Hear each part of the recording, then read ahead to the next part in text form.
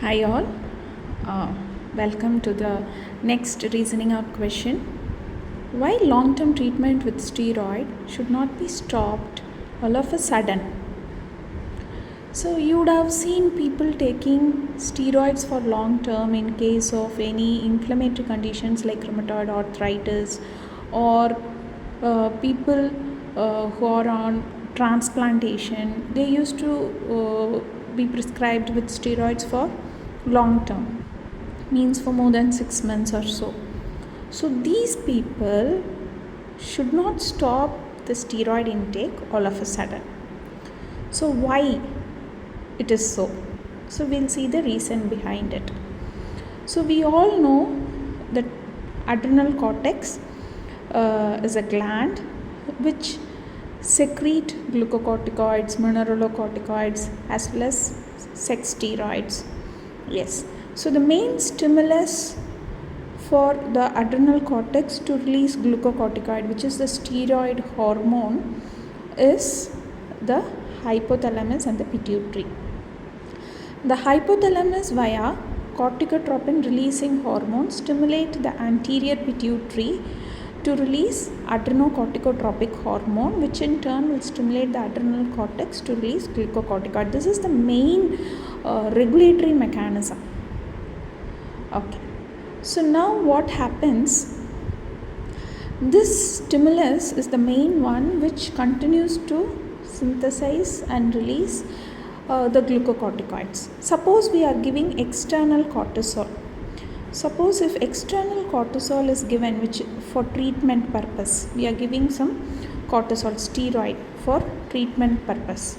So what happens, because of the blood there is increase in cortisol level, there will be negative feedback mechanism which inhibits the pituitary as well as hypothalamus. So CRH and ACTH concentration will be reduced. So the adrenal cortex synthesis of glucocorticoid is also reduced.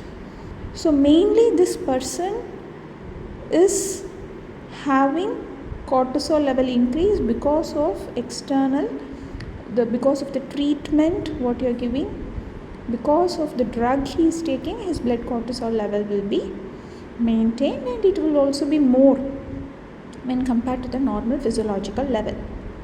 So because of this, the regulatory hormones are reduced. So now what happens when he takes cortisol for a longer period of time?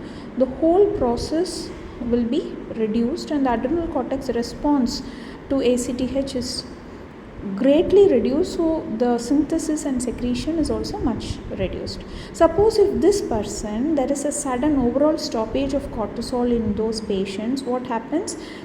The release of these hormones, because of reduced cortisol, again there will be again a negative feedback mechanism which tries to increase CRH and ACTH. This cannot increase all of a sudden because the stimulus is very minimal initially, because long period these glands are inactive, the synthesis has been stopped because of this negative feedback mechanism. All of a sudden it cannot increase and suddenly it can bring the glucocorticoid level normally as needed.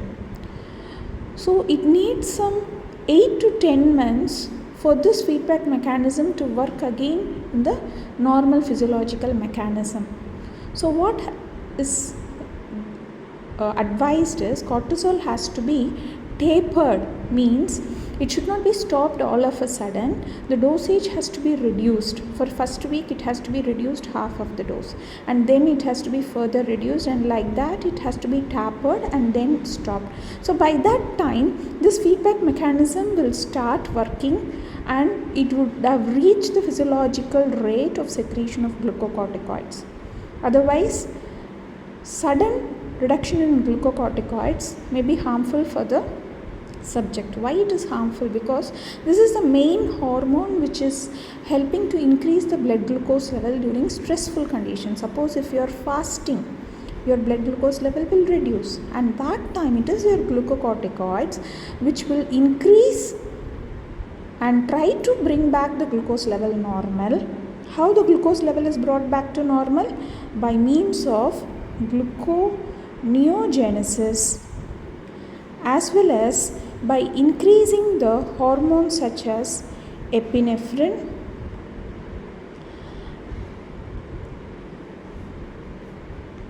it will cause glycogenolysis, and these two mechanisms will try to increase the blood glucose level.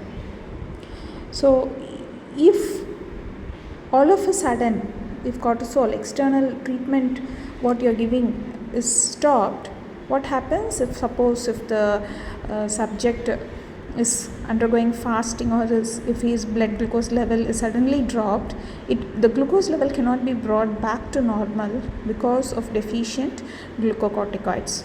So it will be very dangerous to stop all of a sudden. Hope you understood. Thank you. So we have seen that cortisol tries to cause gluconeogenesis and tries to bring back the blood glucose level normal during conditions such as fasting. So this increase in blood glucose level can be brought about directly by cortisol or indirectly by increasing epinephrine, we have seen. So in addition to that, it will also increase glucagon level. So this glucagon and epinephrine can also increase the blood glucose level by causing glycogenolysis. It also happens via reduced insulin uptake of glucose. It also reduces the insulin sensitivity for glucose uptake, thereby increasing the blood glucose level. So cortisol can do it directly, or it can do it by these mechanisms indirectly to increase the blood glucose level during fasting.